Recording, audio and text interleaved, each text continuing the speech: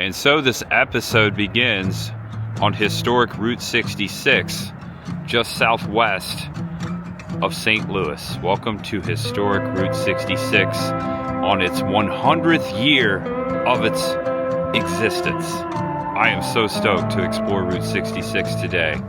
And welcome to Meramec State Park along the Meramec River, just off of Route 66. I'm climbing up this steep hill because there are some ruins of an old resort, and I think there's a pool up here, an abandoned pool. So almost to the top of the hill, and I have found what looks to be a former set of steps.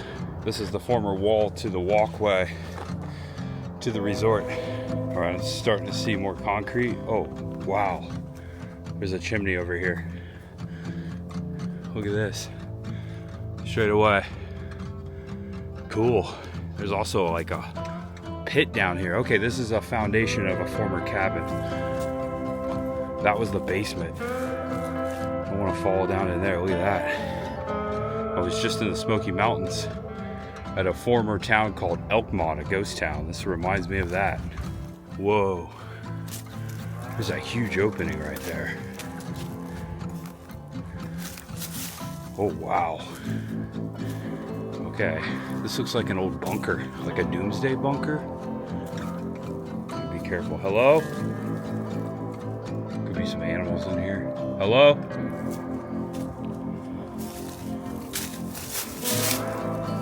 I'm pretty sure this is an old World War II doomsday bunker.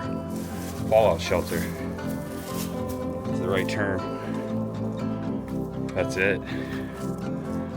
That's amazing. Route 66, abandoned fallout shelter.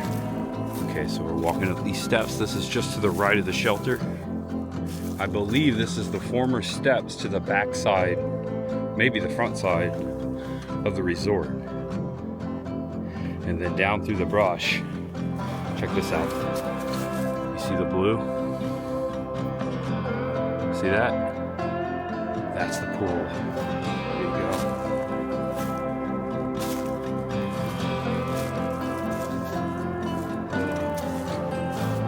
Oh my gosh. That's a big pool. Watch your step here. Amazing.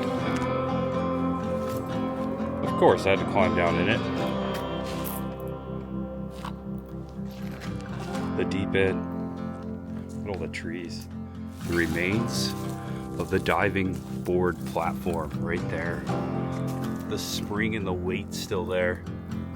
And so this was called Bar's Farmhouse Resort. And Bar's was, I guess, like a local department store, the family bar in Missouri. They opened this during World War II, so that tracks with there being a fallout shelter out here. Check this out. This is an Olympic-sized swimming pool. Oh, wow. That's got to be like 16 feet down. Welcome back to the channel. Welcome if it's your first time. I am Tampa J, and I love to explore. Today, it's all about Route 66 here in Missouri. Along the way to an abandoned wax museum. It's actually called the Jesse James Wax Museum. And not too far from there is the Meramec Caverns, which I will be exploring today. We're going to do a bit of spelunking. Meramec Caverns was the hideout to the, I want to say, notorious, infamous, some would say outlaw. Of course, he's an outlaw. Jesse James Hideout in this cave we're going to go exploring today. It's actually known as the Jesse James Hideout Cave. He hid out there after robbing a train near Gads Hill, Missouri. And it looks like an amazing cave attraction. We've done cave attractions back in Tennessee. We've also done caves down in Florida. Always cool to see a cave right off of Route 66. Also, we're gonna see what else we see. That's all part of the fun. That's what it's all about.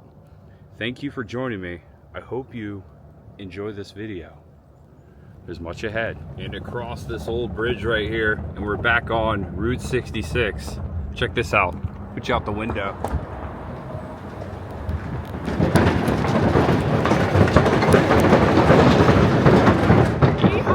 And now we get our kicks on 66.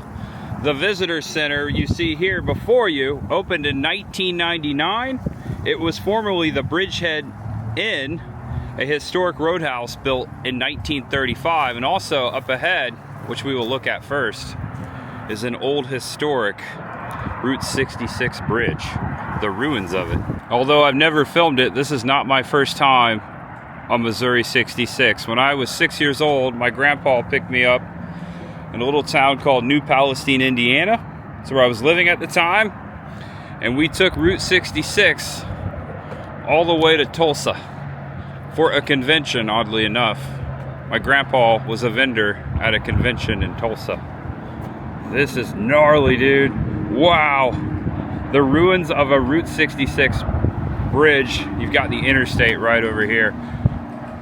There's some history over here to my right as well. The restoration of Route 66 bridge at Route 66 State Park over the Meramec River. Enthusiasts of the Mother Road come from all over the world to visit the Route 66 bridge. Here's a picture of the Steiny's Inn, famous for fine food. So I guess it had a couple names. This is a postcard of this building right here, which is now the visitor center. And consider this a rest stop. They have restrooms. It's free to go inside. I'm anxious to see what's in there. Go to the second light and turn right, and that's all stamped right here. You'll be going into Pacific and Gray Summit, and the dotted line shows you 66, old 66, and the relationship with 44. All right, guys, so there is a Route 66 museum inside the Welcome Center. They gave me a map. This is the route, most of the route I'm traveling today. I'm going down to the Meramec area. We're gonna see a lot of stuff. Look at that, Route 66 right on this bike. I'm trying to figure out what brand this is.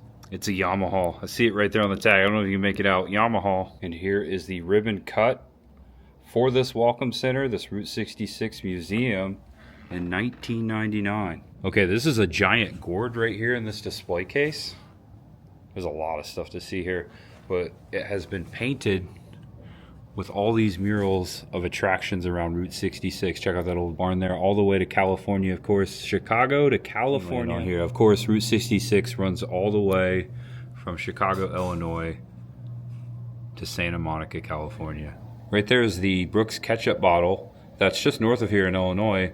My grandpa, both of my grandpas actually, my whole family, worked at Brooks Ketchup in Indiana in Mount Summit.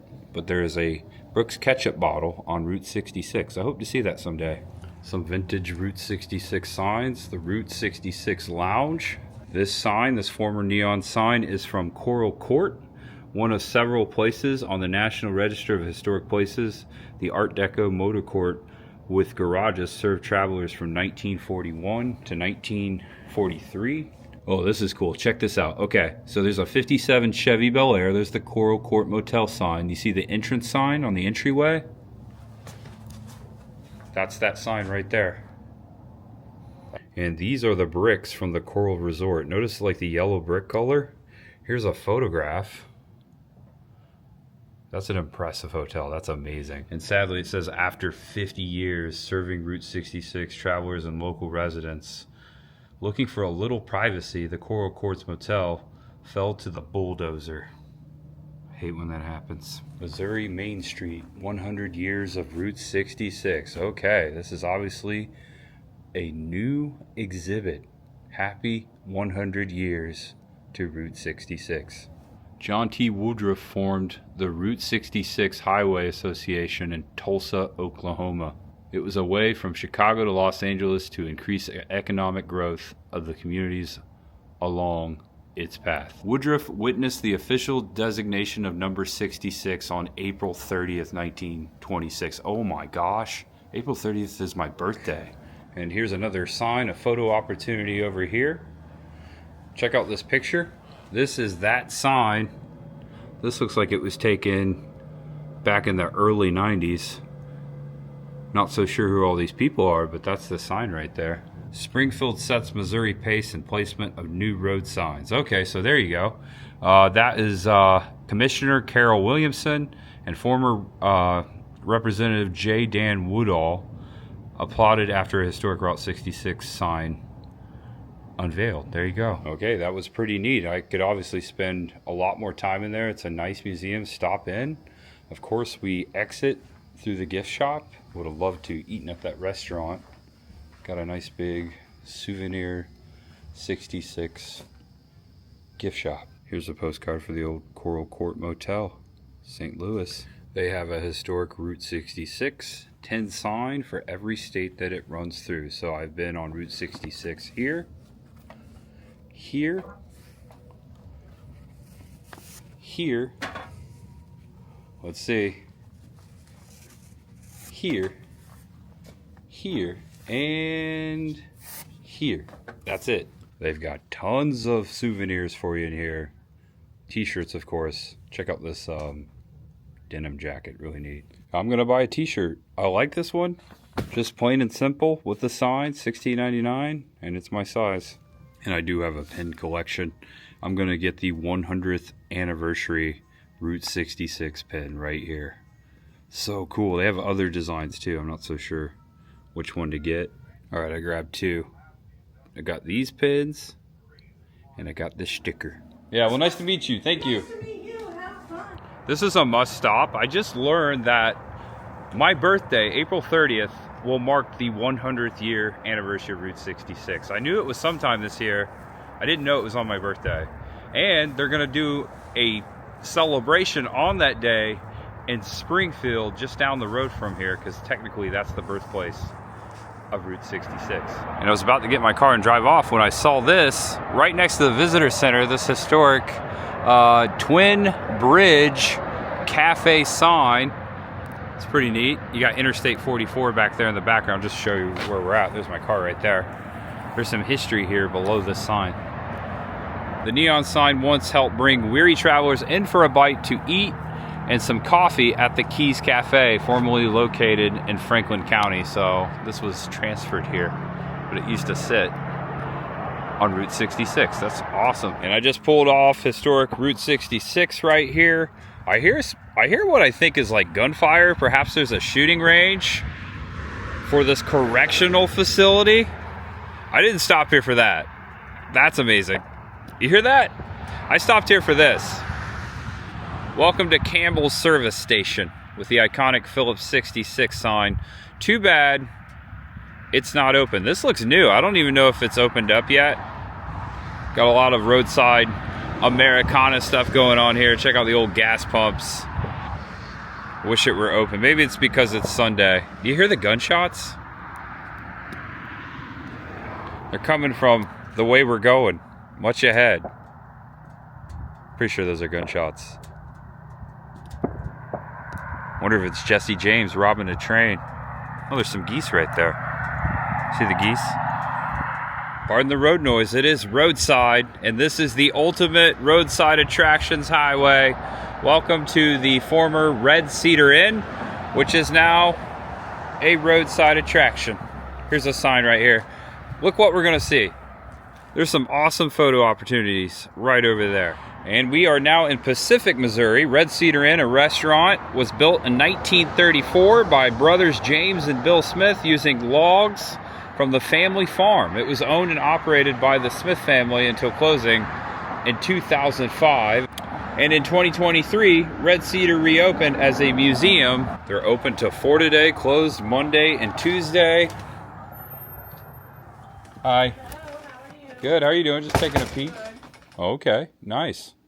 Well, thank you so much. I can't believe, yeah, these floors are beautiful. I can't believe they're original. The original Red Cedar Inn restaurant sign. They've got a nice timeline of Route 66 and the history of this restaurant in here. And of course, a bunch of souvenirs. Ooh, I like this t-shirt too. Is this the original bar? Yeah. From the tavern? That's amazing. Made of logs too. Got the old taps here. Route 66 Saloon. Got some art on display in here. Ooh, that's a creepy doll. That's really cool though. But here's the timeline on Pacific, Missouri, just the town. All right, that was fun. I could have been more thorough, but we got to get going. We got to get our kicks on Route 66. Yes, I bought an ornament for the annual Christmas tree. Look at this. And take a photo here. Take a screenshot, make it last longer. I hope you got it. Get your kicks on Route 66. All right, so check this out. Back on Route 66, exiting the attraction. And now exiting Route 66 to the next attraction. Welcome to Jensen Park. No, it's not just a public rest stop.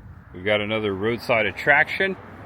Jensen Point, built in 1939 by the Civilian Conservation Corps. Jensen Point was part of the Henry Shaw Garden Way. And it has some Civil War history as well, and it's a scenic overlook up here at the top of the hill. The Confederate Army, under the command of Major General Sterling Price, reached this point on October 1st, 1864. Check out the butterflies on the entryway there. We're going up the hill. This is the second hill I've climbed today. This one's a little easier. Pretty soon we'll be down in a cave. And at the top of that hill, a little landing. Got another set of steps. Old Glory flying right over Route 66 right there. We are under video surveillance. Look at this view. Route 66 below. There's a car right there. Another car. Here's a picnic table up here. And some binoculars. This is a good set of binoculars. I tried to put you in there, but you can't see through the glare. Through the camera lens. Oh look, boats. Fishing boats.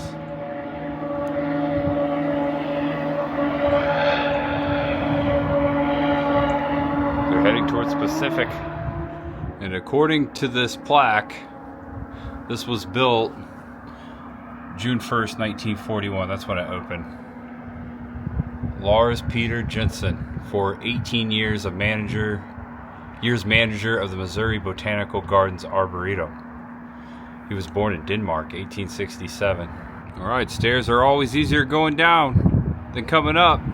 And entering the town of Pacific, also known as Traintown, USA. Check out this giant factory. It's got a cool mural on one of the silos there. It's really cool that they're embracing it. The train comes right through there. Historic Route 66, classic cars, America's Mother Road. This looks like a private business. Doesn't look like an attraction, or at least anymore. I stopped here because they've got a historic Phillips 66 sign. I have a feeling, I wonder how many Route 66 signs there are besides the actual roadsides all the way along Route 66. It's got to be in the thousands. Check out this old motel sign here. And motel. Classic motel sign, Route 66. Used to sit here. The Garden Way Motel. I'm in a commuter parking lot in between Interstate 44 and Route 66. Pacific back that way, and across the way there is a Shaw Nature Reserve. And here's the old payphone for the commuter lot. Southwestern Bell Telephone Company. No phone. It's really neat. Right across from the sign.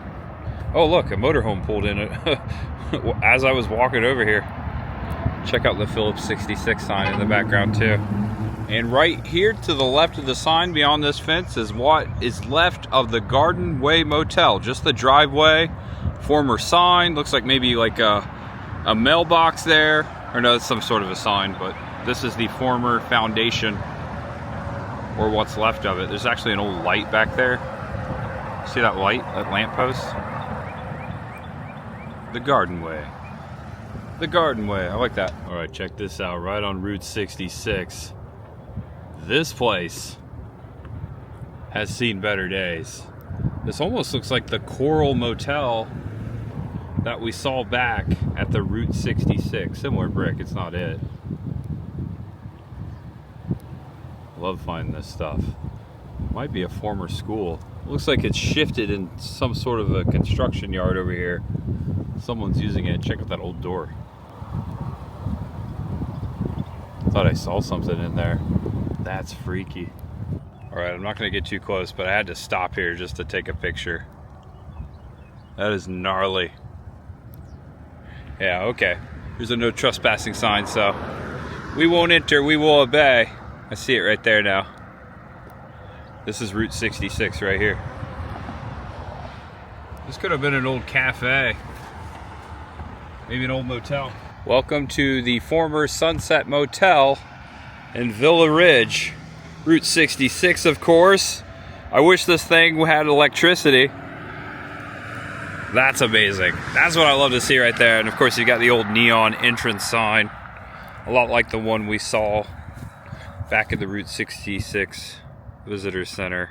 And it's pointing the way. Guess what? This motel is still here.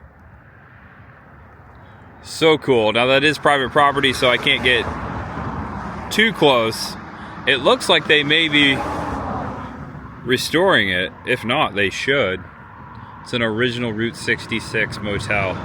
I am staying on Route 66 tonight. Nothing classic like this, but I should do that sometime. I've stayed in classic motels like this in Florida, amongst my Florida Roadside Attractions and Abandoned Places series many times. I will be traveling not consistently down Route 66, but there will be vlogs, specifically this year, marking the 100th anniversary, of course. I'm looking forward to getting more of my kicks on Route 66, so perhaps I'll stay in a motel just like this one somewhere down the road. Tonight, well, I'll show you where I'm staying later. I'll put it in the vlog. And another abandoned hotel on Route 66. I think that was a hotel. It's hard to tell. This place has definitely seen better days. Whatever it was. I see the old ice block glass in there. Blue door. That could have been the office on the end. Just up the hill from where we last left off. This car just sitting out by the road. What is that? I think it's a Ford. Comment below. It looks like a Ford to me. It's hard to tell. I'm starting to see road signs for Meramec Caverns. It looks like they got food. All right, kicks on. Wait, plural. Kicks on 66. That's Interstate 44. This place is closed up. Not much to it. We can see it from the road. Check it out. TP. Some sort of a roadside attraction. Native American theme. I remember stopping at a place like this with my grandpa when I was a kid on Route 66. Don't know what's going on, but it's not open. Looks like they had like a market set up, perhaps yesterday on Saturday. I think it's an Airbnb. Airbnb on Route 66. All right, I did not pull in here to show you the Bucky sign, but it all worked out. 153 miles. Red Rover, send the minivan over. This is cool because I've never seen a VFW quite like this mid-century with a block style glass there. That's classic. Looks like there's quite a few veterans at the VFW today. Thanks for the service. We're almost to Meramec Caverns, right off of Route 66. This looks like it used to be an old boarding house. Windows are busted out all the way around it. Sitting on the corner of Lawler Branch and Old Route 66. And we have stopped along the route once again. Welcome to Stanton, Missouri. The abandoned antique toy museum, which looks like it used to be a Stuckey's. I can tell by this roof right here. Right next to it, the Jesse James Wax Museum. Also sitting abandoned, sitting vacant. This hasn't been open in quite some time. I wish it was. This is right up my alley. Always been fascinated by the Wild West, specifically outlaws. Jesse James, of course, born in Missouri, robbed a bunch of trains here. This would have been cool to walk into and see. We're gonna peek in the window. Perhaps there's some wax figures in the window. Wow, there's still stuff in here, dude. Main entrance right there, so the wax museum's in the back. There is like a figure over here. Holy cow, it's just sitting here. There's some cowboy hats there. It says Jesse James on it. I wonder if it's open for like a private tour. There's a lot of stuff in here. I don't see any wax figures. I'm guessing the museum, yeah, right there, the museum entrance. It looks like you would go through that door to the wax museum. I bet the wax figures are still in here. Jesse James, assassinated by the coward Robert Ford, which was part of his gang. I believe that happened north of Kansas City somewhere. Be cool to check out that location as well. Okay, yeah, it's a big building. Possibly the wax figures are still in there. This was once a gas station here down the hill. Whoever owns this property, it doesn't say it's for sale. I guess they're just hanging on to it. That happens sometimes. Maybe the family's getting older and no one wants to take care of it or keep running it. You never know what could have happened, but hopefully it opens back up one day. So right behind me, this exit is the exit for Meramec Caverns. We're gonna start seeing signs up here. This is where Jesse hid out after he robbed a train. It's actually known as the Jesse James Hideout. All right, came across the field. Check this out. 3 miles ahead, canoes and rafts, tours, restaurant, motel, camping, Jesse James Hideout, Meramec Caverns. 9 to 4, open daily. I think they're open to 5 today. It's almost 2 o'clock, I better get going. All right, a nice little park here, and welcome to Meramec Caverns, Stanton, Missouri. Looks like they got a campground out here too. All right, I've parked in this gigantic parking lot. To my left is the entrance to the caverns. I have found caveman zip line. This looks amazing. Looks like it goes all the way around this gorge. There's the cave entrance, and over here is the Meramec River. You can see the tree houses of the zip line across the river there. Turned into a beautiful day. 70 degrees right now. Just thinking about Jesse James coming up the Meramec River, drinking out of it possibly, going into these caves. It would have been the 1870s. It says that specifically he hid out in the Meramec Caverns after the Gads Hill train robbery in 1874. And before the entrance, check this out. Granny's. This looks like it must have been the restaurant. Oh, it's a fudge place. And then over here, this looks like an opening of the cave behind it. You have the Meramec Mining Company. And then they have the good old Mine and Gemstones mining attraction. A roadside attraction would not be complete without one of these things. I should know, I'm from the Pigeon Forge area. First time I did this was Knott's Berry Farm, 1993. No wait, sorry, 94. All right, there are restrooms right here. Might want to hit those up before you head inside. This reminds me of the Forbidden Caverns in Tennessee, not too far from Pigeon Forge. Actually, right near English Mountain. Meramec Caverns, Jesse James Hideout, Stanton, Missouri. Right before the ramp, there's a statue over here too. Looks like they just robbed a stagecoach or a train. One of these fellas have to be Jesse James, right? All right, this is classic. Oh yeah, they do have a restaurant in here.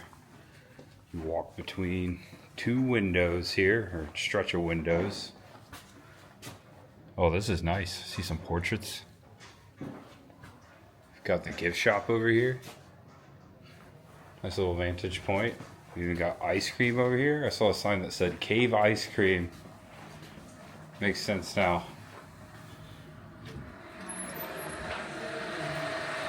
Wow, this is a lot nicer than I thought it would be. Got the wooden Native American guy and the cowboy here too. They've got burgers, they got chicken, they have fish, they have pizza. They even have vegetarian options in here for you. They even got an outlaw burger and a caveman burger. Here in the back of the restaurant, we have portraits. I see Jesse James right here off the bat. Where you have to walk past the fudge stand and right through these doors. The tour.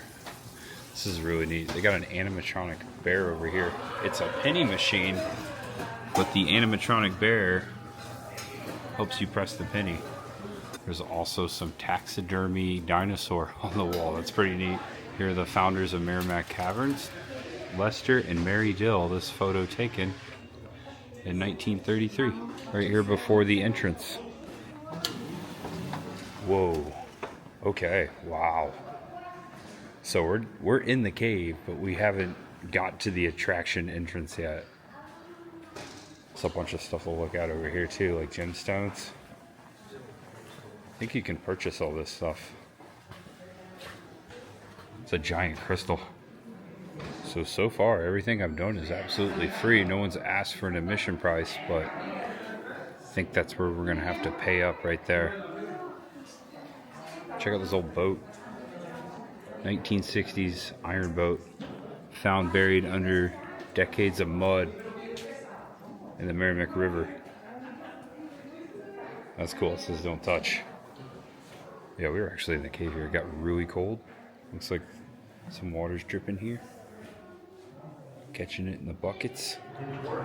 Here's a Colt 44 revolver found near Loot Rock in the cave.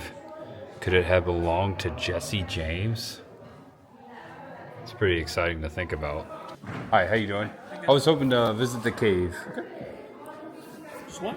Oh, just one, please. 3263. All right. I'm going to jump on this guided tour right here. Thank you so much. Thank you. So, you know, if you had any curiosity what it might look like under all this concrete, please take a look. And also, folks, at any time on this tour, please take all the photographs you like at any time you like.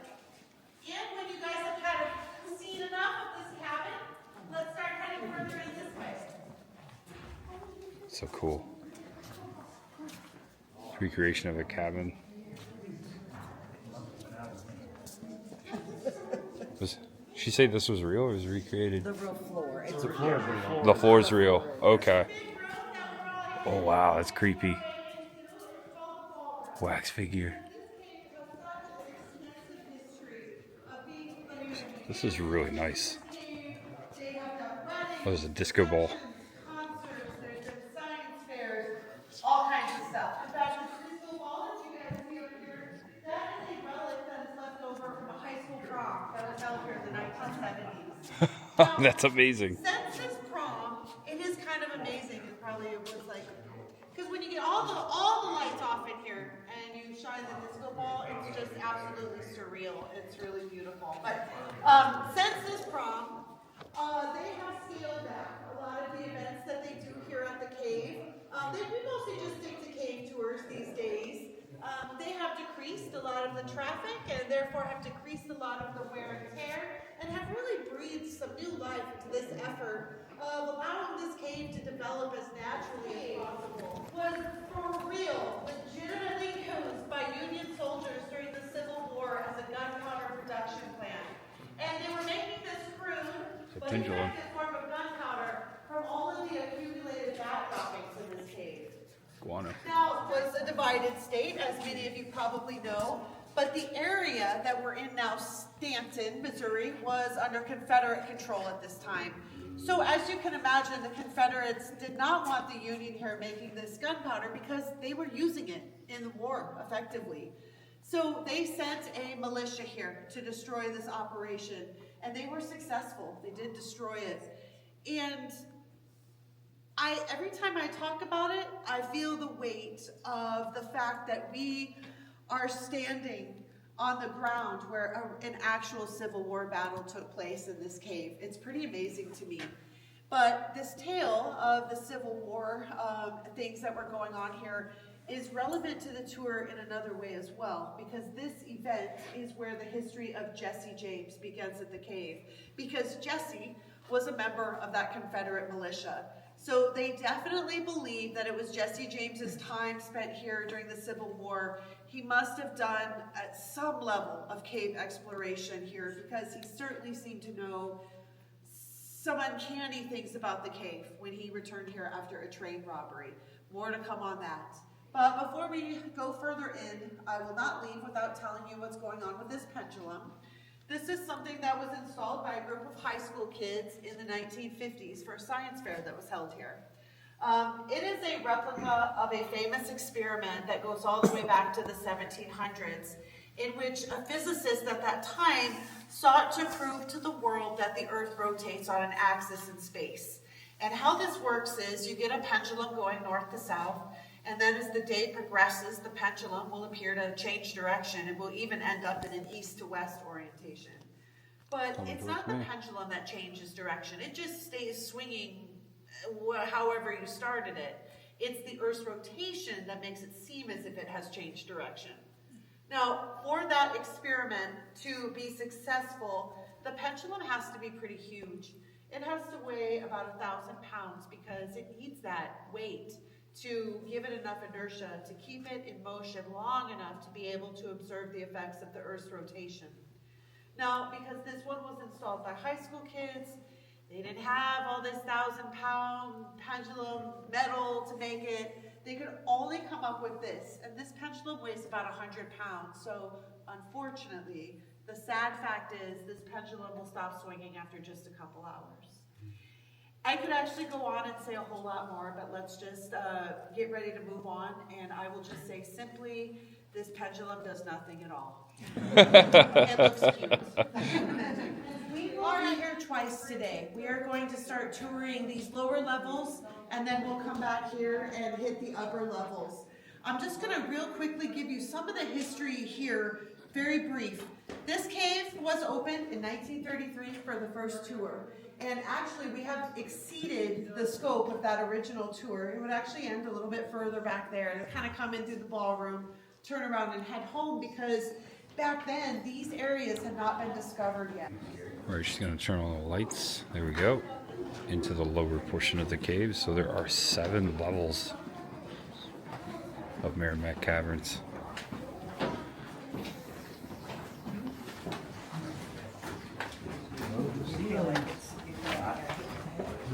I'm dunking a little bit. Always feel like I'm in the Goonies. Oh wow. Got the statue here. I hear water too. It's really cool. There's a hole up there. But I would imagine, coming in here, you guys probably noticed these guys first, because these guys, they do represent Jesse James and his brother Frank, because this is kind of where it all went down with Jesse James at Meramec Caverns, and I'm going to tell you guys that tale. So, when they came back here, 1941, the bear dens were quite shocking, but what was even more mind-blowing for them was what they found on top of this anvil-shaped rock. They found a whole bunch of human stuff. There was tools. And that was so shocking because they kind of felt like they were breaching an area of the cavern that was completely unexplored. Nobody, no human had ever set foot here, not even the Native Americans in the area. But they were wrong. Somebody had been here. And among the things that they found was like some circa 1800 stuff. There was a lantern, a gun barrel, there were some rusted tools, and most importantly, what they found was an old, empty, rusted out loot box. And this loot box, when they found it, they could easily see that it was labeled as being from the Denver Mining Company. It had a serial number on it as well, because these loot boxes were kind of important. They were like traveling safes. They would have held all the bills and the gold coins from the gold mining operations out west as they were being transported by train back to the East Coast. So they were able to find out through research that this loot box that they had in their possession that they found back here was one that was stolen during a rash of train robberies in this area in the 1870s, believed to be perpetrated by Jesse James and his brother Frank. Now, rewinding to this train robbery. When that train robbery happened, the local sheriff and his men, of course, they activated and they started going after these guys, and they tracked them here to these caverns. And I think the sheriff and his men probably stood out there looking into a pitch dark cavern, and I think they thought perhaps there's a better way than running into total darkness and having a shootout with 2 outlaws. So what the sheriff decided to do was he was going to wait them out, essentially. He figured everybody's got to eat. These guys can't just survive on salamanders in this cave. They'll get hungry enough, and when they come out, the sheriff and his men would be there waiting to arrest them. But nobody ever came out, and nobody got arrested, because while the sheriff's plan to wait was logical, and I would have been all for it, like, yes, let's wait outside. He didn't count on there being another way in and out of this cavern, and indeed there was from this location. So let me turn on some lights. Down there, you guys can see that beautiful body of water. That is called Meramec River for some reason. And it originates from a natural spring about 16 miles down that way. The spring is called the La Jolla Spring. And the water flows from that spring all through this cavern system back out to the Meramec River outside. Now, when Jesse and his brother made it back here, perhaps Jesse James found this place when he was here during the Civil War. Or maybe they found it in the moment out of desperation to get away. We don't know why or how. We just know that they made it back here. And they probably would be doing what these guys are doing, counting the money, leaving behind all this stuff they didn't need to bring with them. And they were smart because they jumped into that water over there and they followed the direction of the flow. And it ended up taking them outside of this cavern, right up next to the Meramec River, about a quarter mile away from where the sheriff and his men were waiting, where we all came in. You know, the sheriff's probably poking around the ballroom for these guys, and these guys were making it out that way. So that's the story of Jesse James at Meramec Caverns. You guys can walk down there, you can look back there, and you will see the escape route. And if you look close, you might see Jesse James back there. And if you guys have any curiosity about this water, because it looks so deep and mysterious, but this water is only about 18 inches deep. Oh my gosh. And as you can see, It's so clear. It looks like we're looking down, but that's water. That's the reflection of the top of the cave. It's an optical illusion. it's getting a little dark back there. Ooh, she turned it off. Whoa, this is massive. It's a river.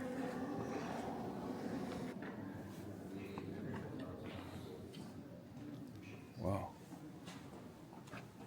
Looks like a fossil. Over here in this area, they filmed some scenes from the 1970s musical, Tom Sawyer. And you guys can watch that movie for free on YouTube, which I did because I had to see if I could find, recognize the cave scene. Filming location, and cool. You will definitely recognize this if you watch that movie, so it's kind of cool. When we head up this way momentarily, up there you guys will see a portrait of the dog Lassie. And if you're younger than me, you might not know what Lassie is, but it was just kind of an older show about a boy named Timmy, and he had this really smart, beautiful collie dog named Lassie that always saved him when he got into bad situations. And they filmed an episode of Lassie here, and the plot was like kind of shocking. Timmy gets lost in a cave. Lassie helps him find his way out. The cave does extend 6 miles through that little corridor. Wow.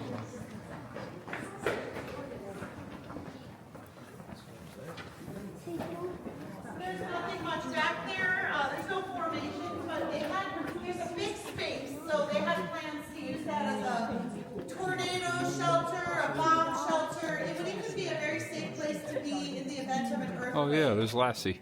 But one sort of natural situation you really wouldn't want to be in a cave would be flooding. Flooding is very dangerous in this cave. So the water is Drink a drinkable. little bit of it. I wouldn't be afraid to drink it, I just haven't had the occasion to do so. Because it's spring fed. And some people had mentioned that there are bats in this cave and there's maybe some extra flavor from the wildlife in the water. And I think that's true with any water source, but what's good is that this water is always moving. Even though it looks pretty calm, it is flowing. We've got stalactites. Oh, this is neat. We're walking between two things of glass. High-level stalactites and stalagmites. All right, everybody, welcome once again to the Jungle Room. Oh, wow. All right, please go anywhere in the room and check it out. That's amazing. These stalactites are estimated to be 30 million years old. We've got a pillar formation here, stalagmite, stalactite coming together. Here's one gonna do the same thing in about over there. 10 million years. It's really cool.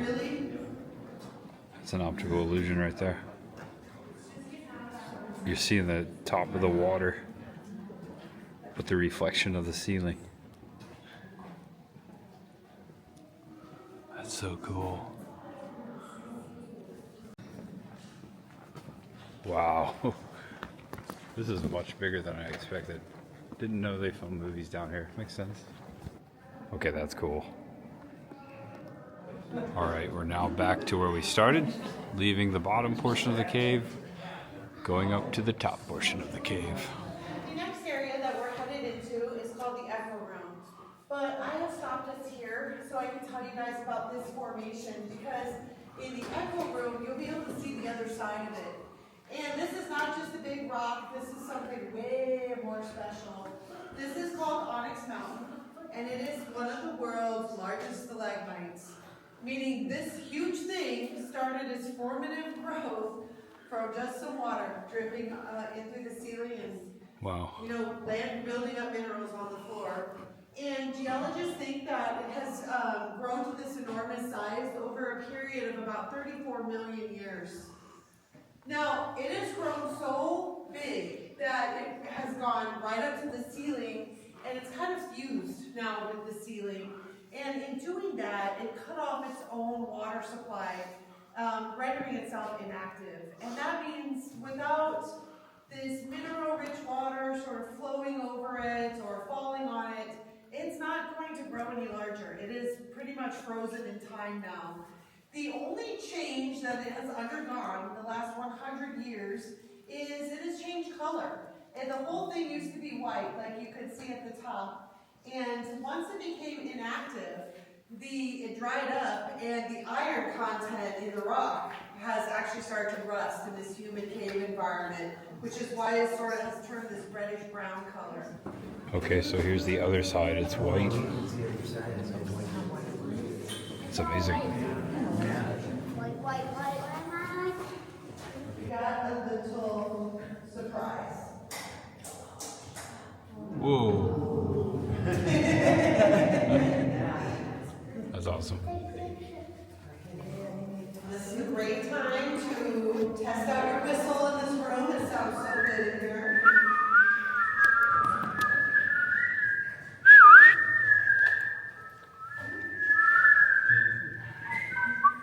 Test your whistle.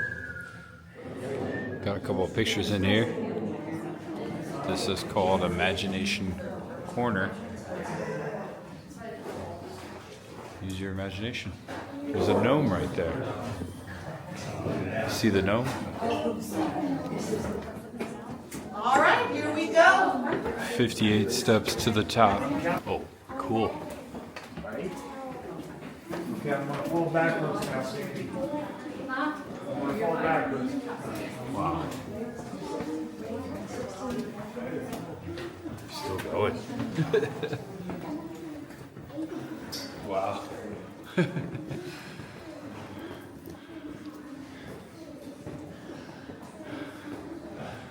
Ooh.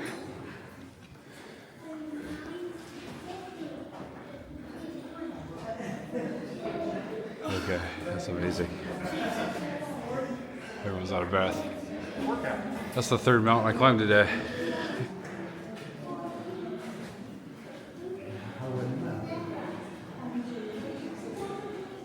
So this is the wine table.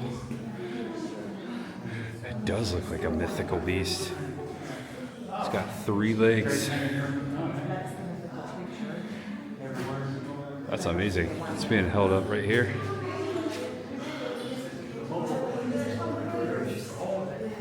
Cool. I do feel like I'm on another planet. This is amazing. I'm out of breath.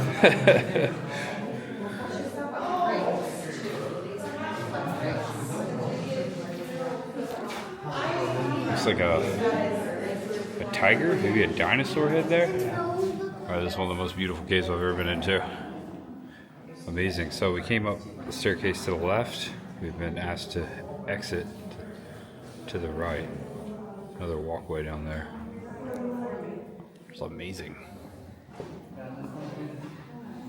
There's a theater in here. Amazing. I love theaters. Never been to a cave theater. Wow, they're gonna project on the wall. That's so cool. All right, here we go.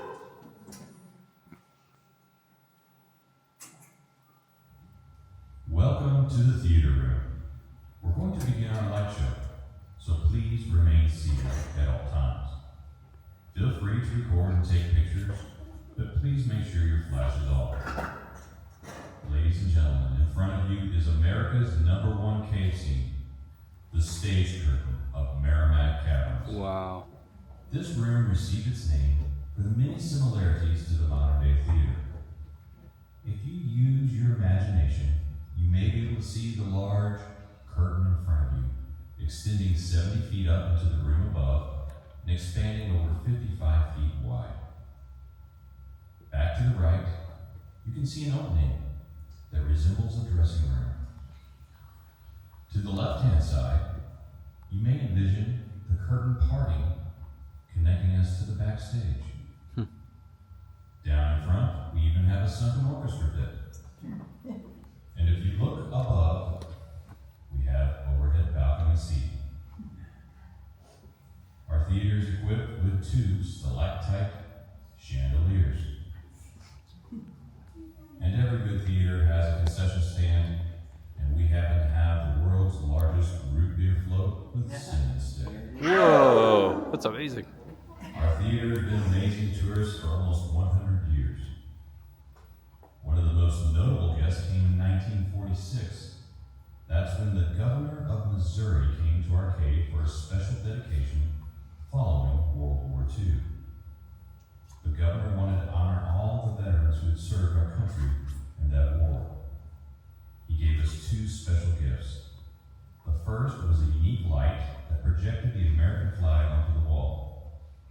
The second gift, he brought an internationally known singer named Kate Smith, who stood there in the curtains parting and sang, "God Bless America."